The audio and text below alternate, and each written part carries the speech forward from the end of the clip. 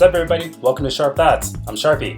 This is your weekly look into training, fitness, news, jargon, nonsense, shenanigans.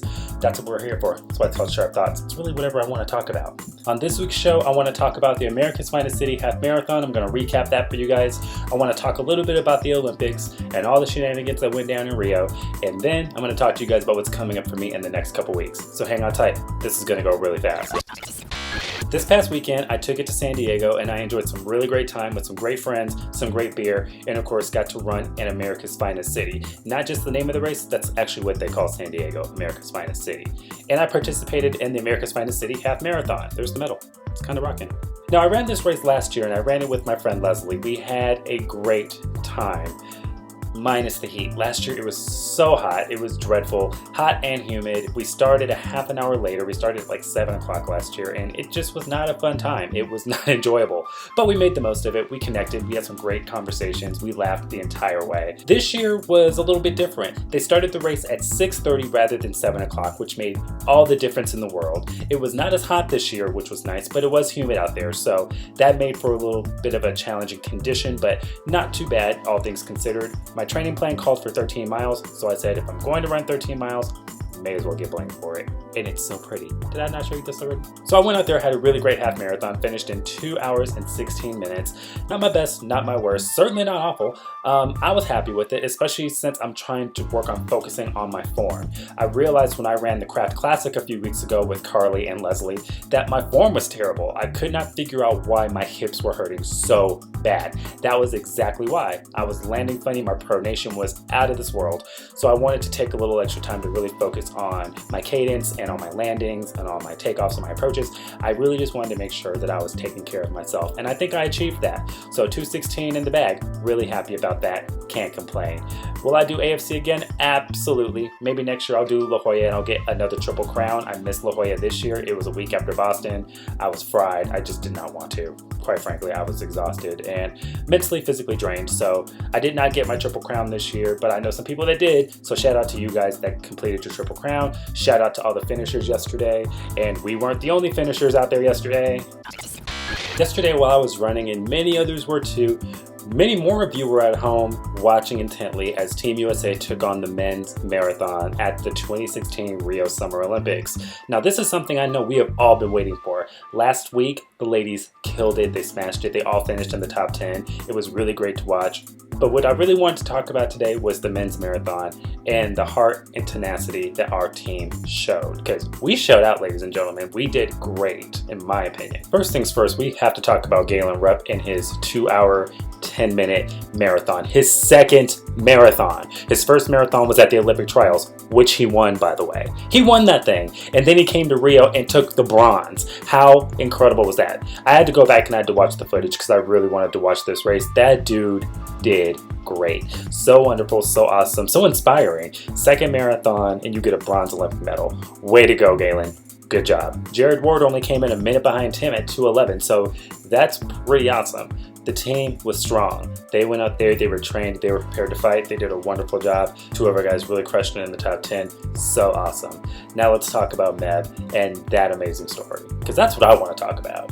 So Meb came in 33rd place and he finished in a time of 2:16, which ironically was my half marathon time yesterday. Anyways, Meb showed up to the start line. He was not feeling his best that day. He had said it, his stomach was bothering him. He had a lot going on, but it was really important for him to push through and to finish that marathon. He was doing it for his team. He was doing it for the country. He was doing it for his family and for his girls specifically. And those are the things that took him through. Let's talk about his finishing moment, the moment when he's approaching the finish line. We all know that feeling. You can see the finish line. You can taste it. You're literally feet from it, not even yards at that point. And he trips. He trips and he falls. Face plants on the floor right in front of the finish line.